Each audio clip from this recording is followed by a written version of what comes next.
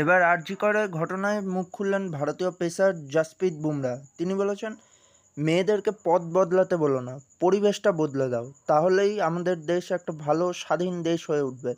আরজি কর ঘটনায় যে মর্মান্তিক ঘটনা ঘটে গেছে সেটা খুবই দুঃখজনক। একজন ডাক্তারি ছাত্রীকে যেভাবে হত্যা করা হয়েছে সেটা খুবই নিন্দাজনক একটা ঘটনা ঘটেছে।